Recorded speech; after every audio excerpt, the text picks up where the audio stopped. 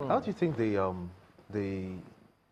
should I say the electioneering, or should I say the campaigning process will pan out at that level? Oh, yes, it's going to be different now. Because what we have seen before is that the ruling party, of course, when you are in charge of the local government, all of the functionaries of electioneering are conducted by the local government functionaries. Whether it is the ballot papers, even the custody, they are the custodians of your ballot boxes.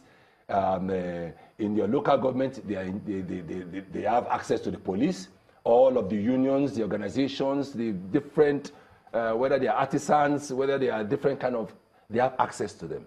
So they are a very, very important function.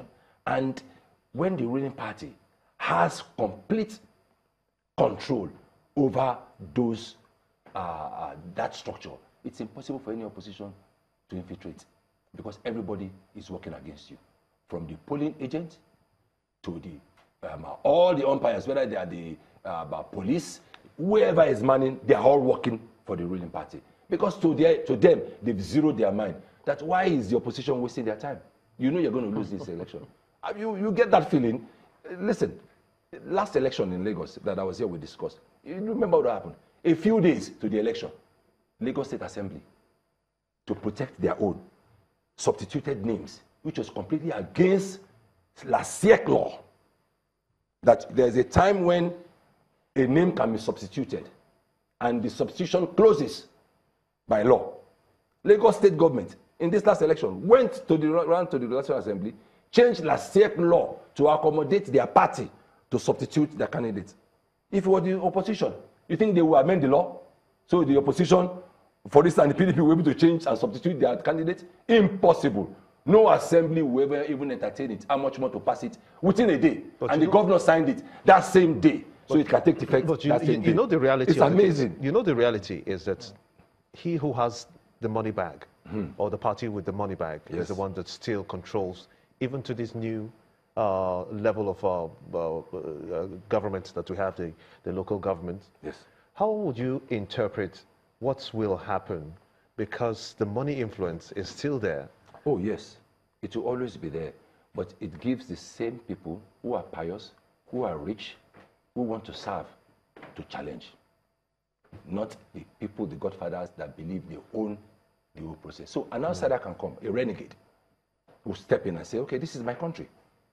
I want to step in and change the game. That's what it gives. It gives the opportunity.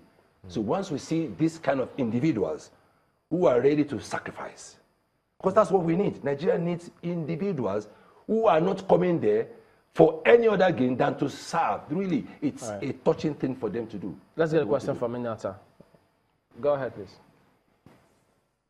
Mr. Aka-Bashorun, let me take you back a bit to the part about INEC conducting the elections. You've talked about how exciting it will be, and you're sure now that the state governors or state executives cannot influence the elections or choice of candidates. But aren't you concerned, especially now that we're talking about devolution of powers, aren't you concerned that you're taking it back again to Abuja to begin to conduct elections in all some 170-something local government areas? No, because we have to. It's the issue of umpires, because that is so important. We have to. When it comes to umpires, we have to look at every other reasons have to be secondary, because we are trying to build institutions.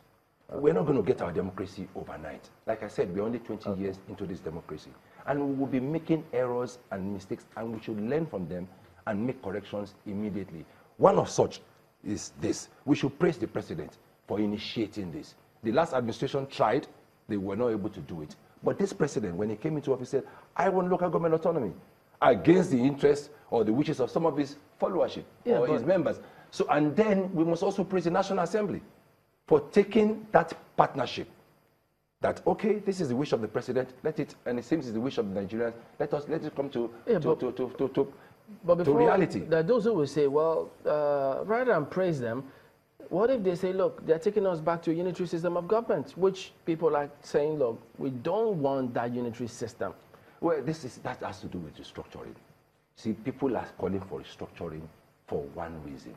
They don't believe that the people in power will ever restructure, that they will restructure in their interest. That is why before a democracy, you are supposed to have a conference on how to start. So you start and speed. You speed up because democracy is so slow.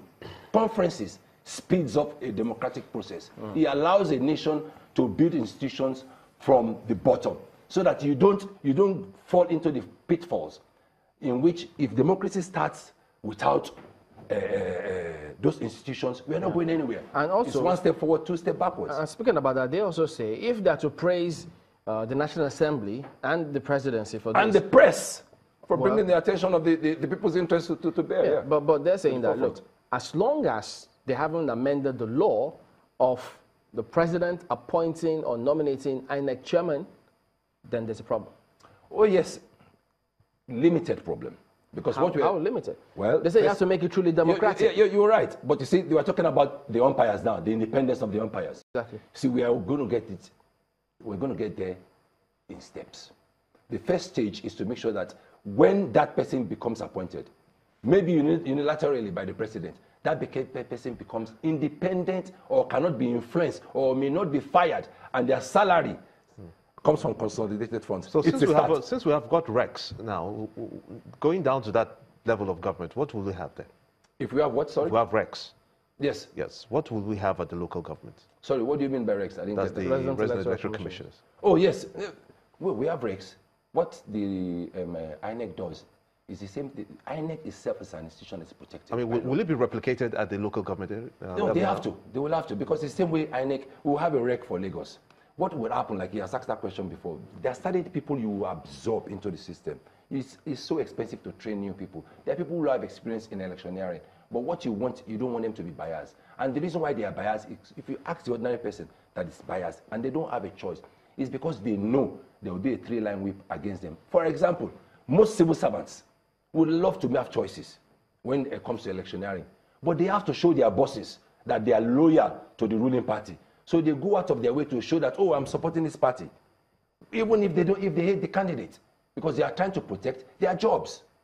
This is what will start to change with autonomies. When you have autonomy, individuals will make up their mind and say, you know what, I'm not going to support this party because I cannot be forced to support. My job is protected. If I don't support you, you cannot fire me. What's so the local if the government? INEC chairman does not support the president, he's not going to be fired. Okay. So eventually, we are going to get there step by step. It will not happen overnight, but it's first step in the right direction. We'll wait and see how the state assemblies deal with this one, if they'll throw it out or pass it. No, we're going to have majority. We're going to have 24 states. I know that.